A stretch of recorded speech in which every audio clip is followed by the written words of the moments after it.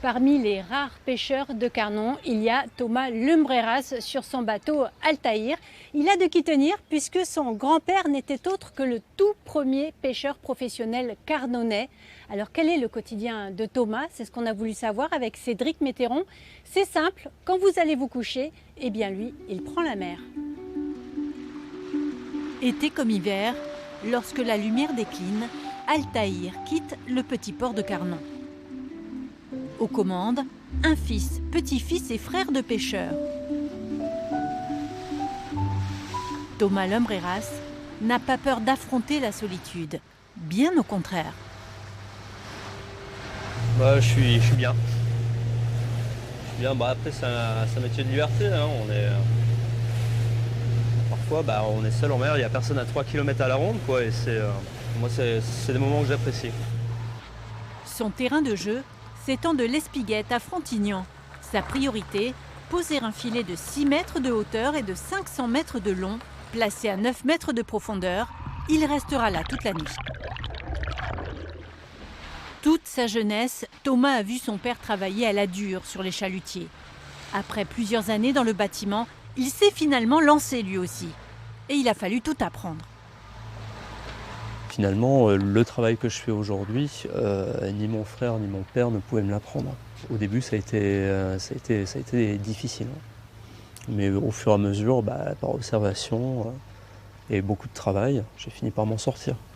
Aujourd'hui, j'ai des compétences qui me permettent de gagner ma vie avec ce métier. Place maintenant à une pêche plus sportive. Grâce à l'électronique, mais aussi grâce à l'observation des éléments naturels, Thomas repère le poisson et l'encercle aussitôt.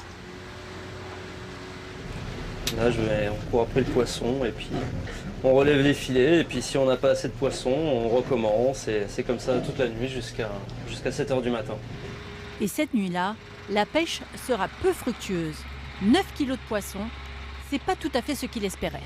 Ça arrive, hein. Ça arrive même souvent.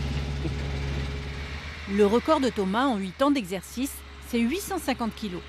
Mais la moyenne, c'est entre 20 et 40. Avec un objectif, la vente à quai. Si je pêchais du poisson en journée, forcément sur le quai, je vendrais du poisson de la veille.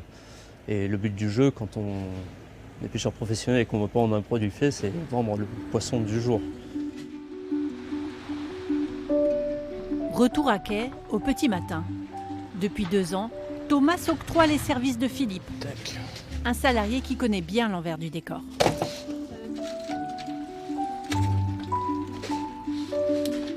Quand il faut y aller, il y va quand même.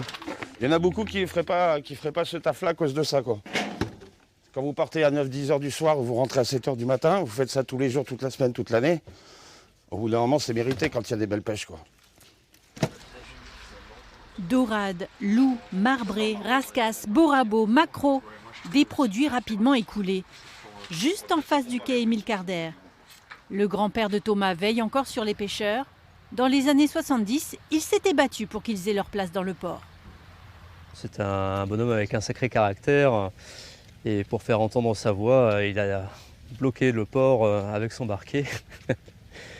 Et il a réussi à se faire entendre comme ça. On lui a donné une place et derrière, il a été suivi. Et aujourd'hui, le quai juste en face du quai des pêcheurs porte son nom. Plus discret que son grand-père, mais tout aussi passionné, Thomas prendra à nouveau la mer le soir même, après une sieste bien méritée. À quelques mètres d'Altaïr, un autre navire de pêche, celui de Didier Denac. Bonjour. Bonjour. Vous pratiquez une autre pêche, la pêche au thon, une pêche qui a lieu dans la journée. Mais vous êtes aussi premier prud'homme de Carnon, Palavas et Frontignan. Qu'est-ce que cela veut dire? Quel est votre rôle? En fait, être premier prud'homme, c'est on gère l'espace, surtout dans les étangs. Voilà. Et on gère les conflits qu'il peut y avoir entre pêcheurs. À l'époque, les prud'hommes étaient habillés comme les juges, avec les robes noires, le chapeau. C'est perdu maintenant. Pour préserver la ressource, vous n'avez pas attendu qu'on vous l'impose, vous avez créé une zone de cantonnement. Quelle est la différence avec une réserve naturelle? En fait, ça a le même titre qu'une réserve, à part qu'une zone de cantonnement, c'est géré par les pêcheurs. Ça a été mis en place pour 5 ans.